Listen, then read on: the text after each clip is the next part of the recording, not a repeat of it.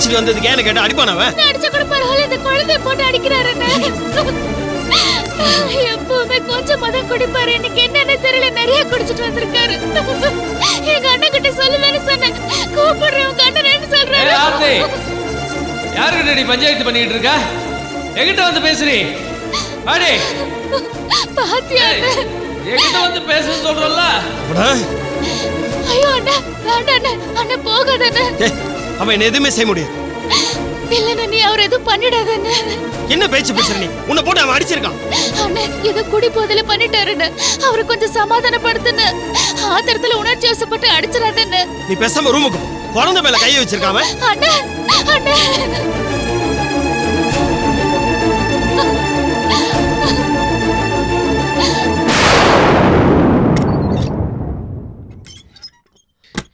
இது என் வீடு, என் வீடு. யாவனும் கேள்வி கேட்க முடியாது. ஏ கதிரி, அறிவில்ல? ஐயோ, ஏன் இப்படி எல்லாம் பண்ற? மச்சான், நீ ஏன் வந்த? நீ போ, நீ போயிரு. நான் உன்னை பார்க்க விரும்பல மச்சான். டேய், தங்கச்சியும் குழந்தைய எதுக்கு அடிச்ச? ஐயோ, நீ போயிரு மச்சான், போ.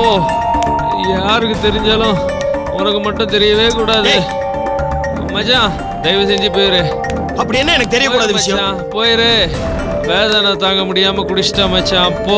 நான் கண்டபடி உளறிடுவேன். குடும்பம் ரெண்டா உடஞ்சி போயிடும். போயிடு மச்சான்.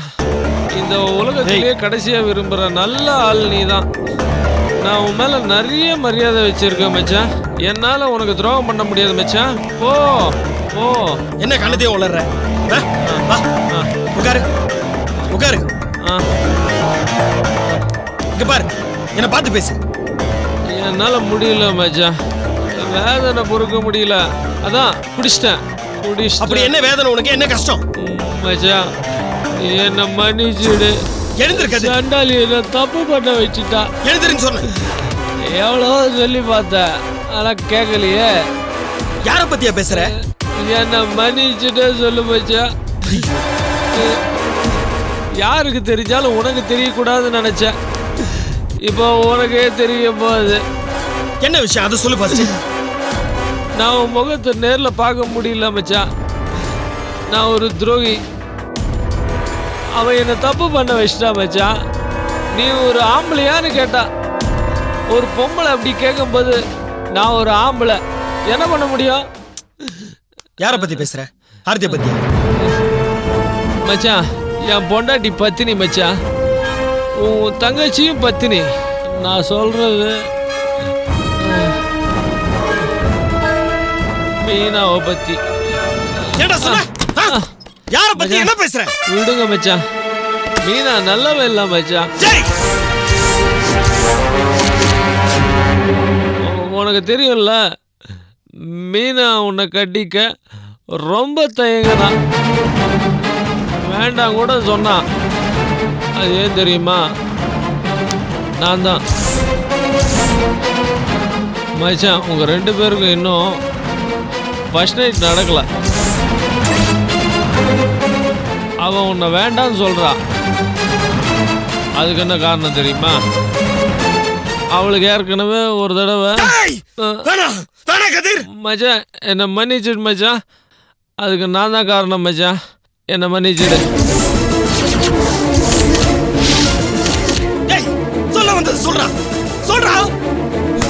மச்சான் மச்சான், இதுக்கு மேல என்ன எதுவும் கேட்காத மச்சான். என்ன சொன்ன? யாரை பத்தி என்ன பேசுற? மச்சான், ஐயோ விடு மச்சான்.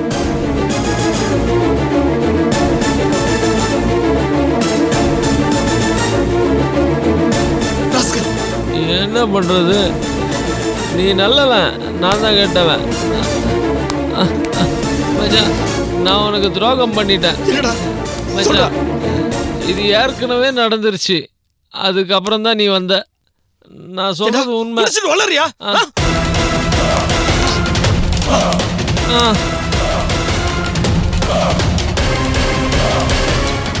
என்ன மன்னிச்சுடு, என்ன விட்டுரு மச்சான். விடு மச்சான். ஐயோ ஐயோ மச்சான்,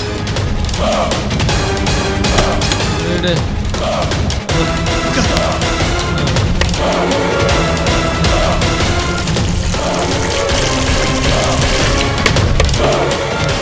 கழிச்சுதா மச்சான் கழிச்சுதா என்ன மன்னிச்சிடு மன்னிச்சிடுன்னு சொல்லு.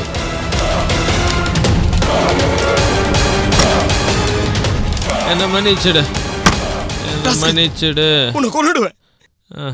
டேய் யாத்திரத்தை கலப்பாத. உனக்கும் என் பொண்டாட்டிக்கு தப்பான உறவு இருக்குன்னு சொல்றேன்.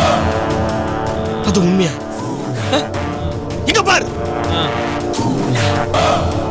என் பொண்டாட்டி என்ன கல்யாணம் பண்ணிக்க தயங்கினது உண்மை. அவளுக்கும் எனக்கும் முதலிரவு நடக்கலன்றது உண்மை. இதெல்லாம் உனக்கு எப்படி தெரியும்? உனக்கு எப்படி தெரியும் சொல்ற? அப்போ உனக்கும் மீனாவுக்கும் நடுவில் என்னமோ இருக்கு. என்ன நடந்து சொல்ற? சொல்றேன் மச்சான் சொல்றேன்.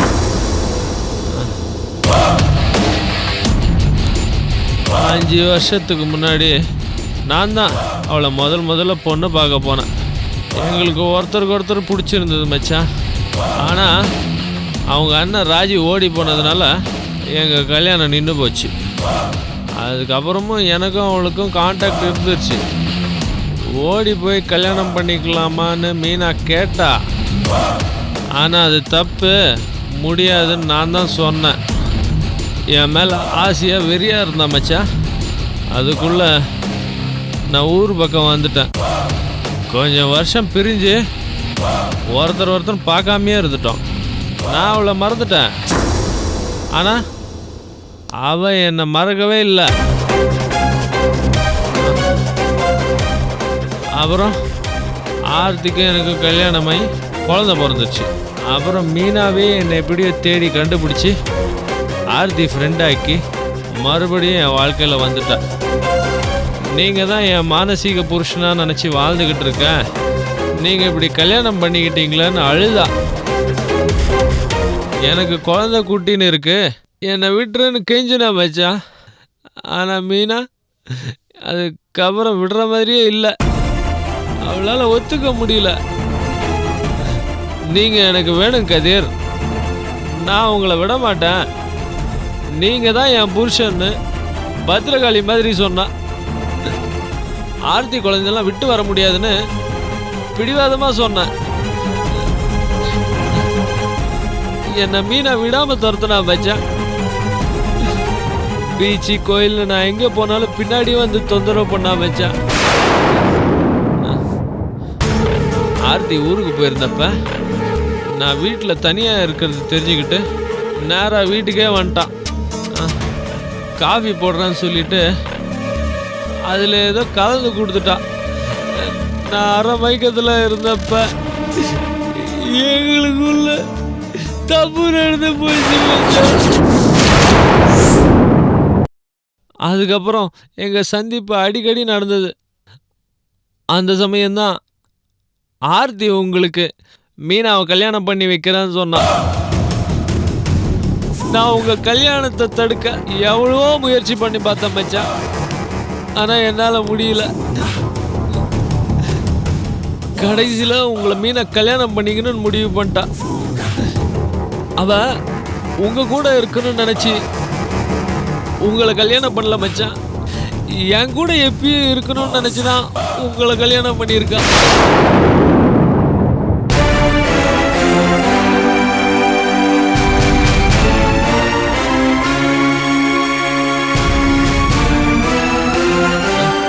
நான் சொல்றது சத்தியம் மச்சான், சத்தியம்.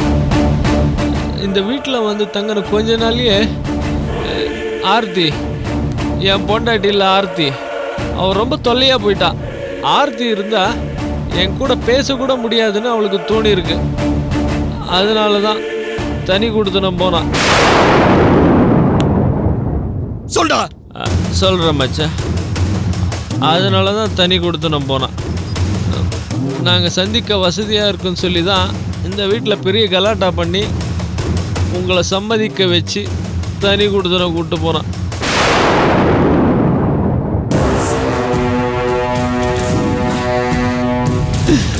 மச்சான், இப்போ மீனா அடிக்கடிக்கு ஃபோன் பண்ணி கூப்பிடுறான். உங்களை ஆஃபீஸ் அனுப்பிச்சிட்டு என்னை வர சொல்கிறான். நான் வரமாட்டேன்னு சொன்னேன். நான் சரவணனை விட்டு வரேன், நீ ஆர்த்தி விட்டுட்டு வான்னு கம்பல் பண்ணுறான். நான் வர மாட்டேன்னு சொன்னேன். என்னை ஆள் வச்சு அடிச்சு மிரட்டுறா. சத்தியமா வச்சேன், என்னை நம்பு. ஆள் வச்சு அடிச்சா. என்னால் அந்த ஆளோட வாழ முடியாது, எனக்கு உன் நினைப்பாவே இருக்குன்னு சொல்லி சாயங்காலம் கூட ஃபோன் பண்ணி அழுதா மச்சான். சாயந்தரம் உனக்கு ஃபோன் பண்ணாளா? ஆமாம் மச்சான். எத்தனை மணிக்கு? 5 மணிக்கு. நீ நம்ப மாட்டல்ல? ஒரு நிமிஷம்.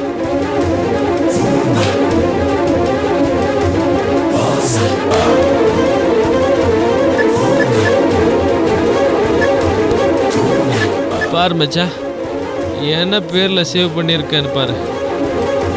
மிஸ்ஸஸ் மீனா சரவணன். 3 நிமிஷம் பேசியிருக்கா, சாயங்காலம் 5 மணிக்கு.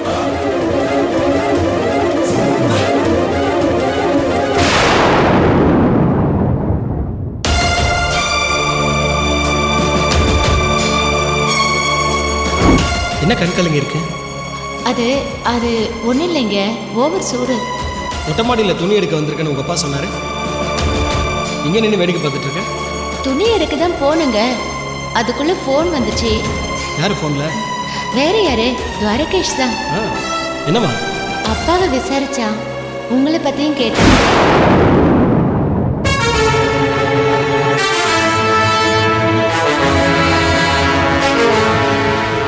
மச்சான் மச்சான் நில்லு மச்சான். மச்சான் முழுசா கேட்டுட்டு போங்க மச்சான்.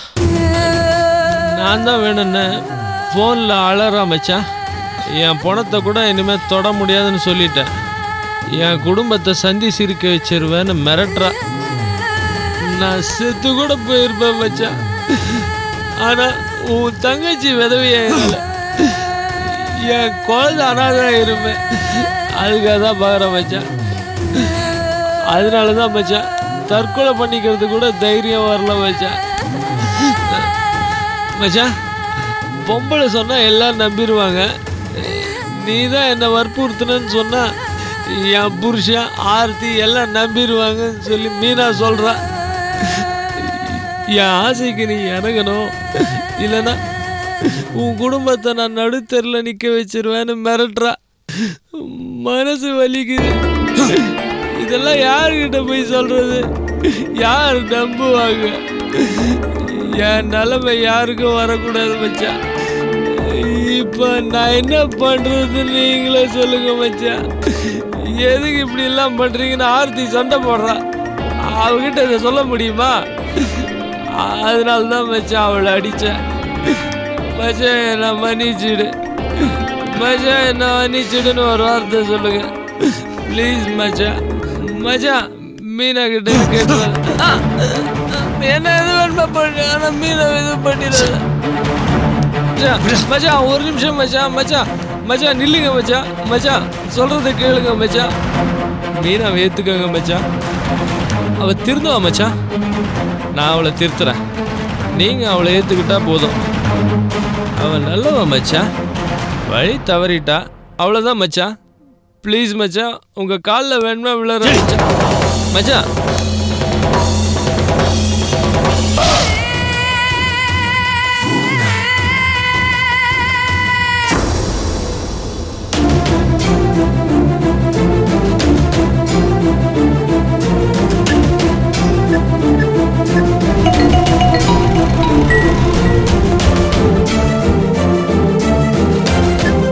ஹலோ துவாரகேஷ். சொல்லுங்க மாமா. என்ன குரல் ஒரு மாதிரி இருக்குது? அது ஒன்றும் இல்லை. சாயந்தரம் 5 மணிக்கு நீ மீனாக்கு ஃபோன் பண்ணியாமே, மீனா சொன்னா? நானா? இன்னைக்கு சாயந்தரம் 5 மணிக்கா? இல்லையே மாமா. இல்லை, ஃபோன் பண்ணி என்னுடைய பர்த்டே எப்போன்னு விசாரிச்சதா சொன்னா. நான் எதுக்கு மாமா உங்கள் பர்த்டே பற்றி விசாரிக்க போகிறேன்? உங்கள் பிறந்த நாள் நவம்பர் 14 எனக்கு தெரியும். நீங்கள் ஜாதகம் கொடுத்தப்போ அதிலே நான் பார்த்துட்டேன். அதுவும் இல்லாமல் நவம்பர் 14 சில்ட்ரன்ஸ் டே வேறு. மறக்க முடியுமா? அப்போ நீ விசாரிக்கல. ஏன் மாமா, ஏதாவது குழப்பமா?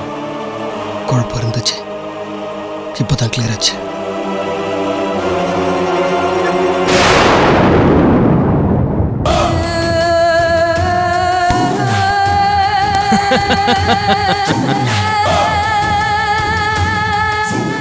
மீனா, இந்த கதிர் உனக்கு விஷ்டாண்டி ஆப்பு. நான் சொன்னதை நம்பிட்டு சரவணன் போயிருக்கான். உன் தம்பி வச்சு என்ன அடிக்கிறிய?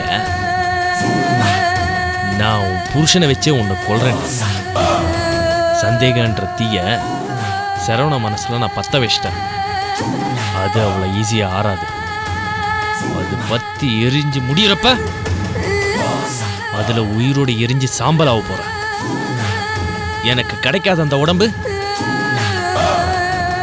யாருக்கும் கிடைக்க விட மாட்டேன்.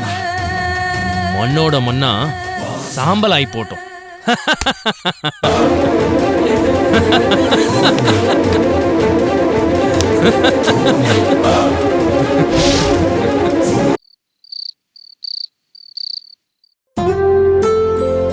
அப்பா, நீங்க சாப்பிட வாங்கப்பா.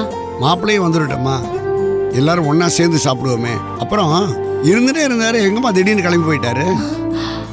ஆர்த்தி வீட்ல ஏதோ பிரச்சனை போல இருக்கு. அவ ஃபோன் பண்ணி கூப்பிட்டா அங்கதான் போயிருக்காரு. ஏங்க ஏங்க இவ்வளவு நேரம்? ஆர்த்தி வீட்ல என்ன பிரச்சனை? ஆர்த்திக்கு ஏதாவது பிரச்சனையா? குழந்தைக்கு ஏதாவது உடம்பு சரியில்லையாங்க? ஒண்ணும் இல்லைன்னு சொல்றீங்க, இவ்வளவு நேரம் கழிச்சு வரீங்க. அங்க என்ன பிரச்சனை, ஏது பிரச்சனைன்னு சொல்லுங்களேன்.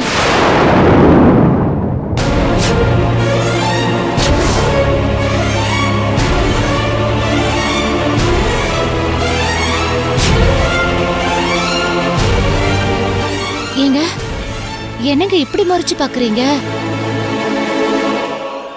ஆர்த்தி கிட்ட போன் பண்ணி கொடுங்க, நான் பேசுறேன்.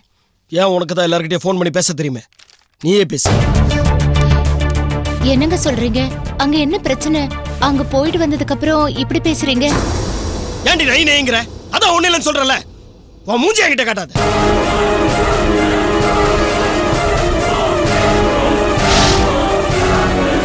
இனிமே நான் உன்னை விட போறதில்ல. ஒன்று, நீ என்ன அட்ஜஸ்ட் பண்ணிக்க, இல்ல உன் தலையில நீயே மண்ணை வாரி போட்டுக்க போற. இவர் ஏன் இப்படி எரிஞ்சு விடுறாரு? ஒருவேளை கதிர் ஏதாவது...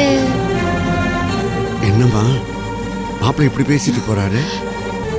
தெரியலப்பா, அங்க ஏதோ நடந்திருக்கு போல இருக்கு.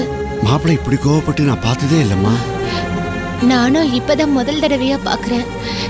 எனக்கு என்னவோ பயமாவே இருக்கு. இருமா, நான் போய் என்ன ஆச்சுன்னு கேட்கறேன். அப்பா வேணாம்ப்பா. இல்லம்மா, சில சமயம் மனசை விட்டு பேசினா கொஞ்சம் ரிலாக்ஸ்டா இருக்கும். நான் பார்த்துக்கிறேன்.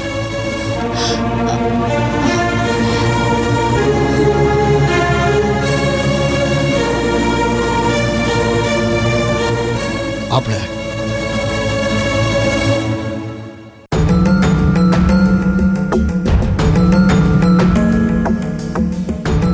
போகும்போது நார்மலா போனீங்க, ஏதோ பிரச்சனை போல இருக்கு, ரொம்ப டென்ஷனா இருக்கீங்க. விருப்பம் இருந்தா என்கிட்ட சொல்றதுல பிரச்சனை இல்லைன்னா என்னோட ஷேர் பண்ணிக்கலாம்.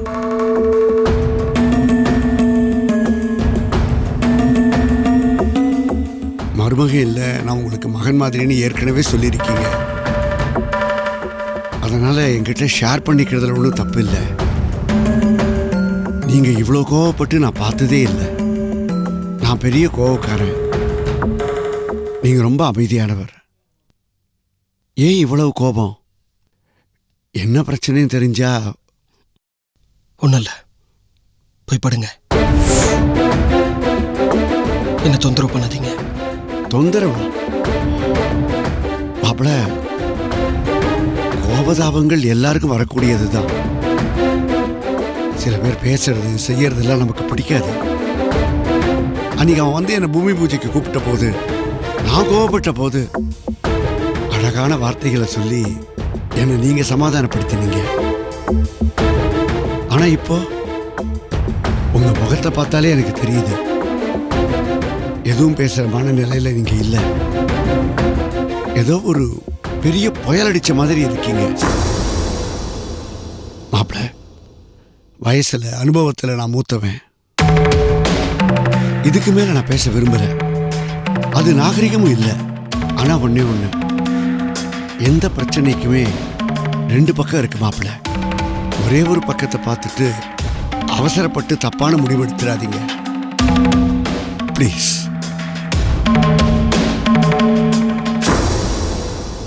மாப்பிள்ள, மனசு கொந்தளிக்கும் போது சூட்டோட இருக்கும்போது பிரச்சனைகள் பெருசா பூதாகாரமா தெரியும். முடிவுகள் தவறா போயிடலாம். கொஞ்சம் ஆற போடுங்க.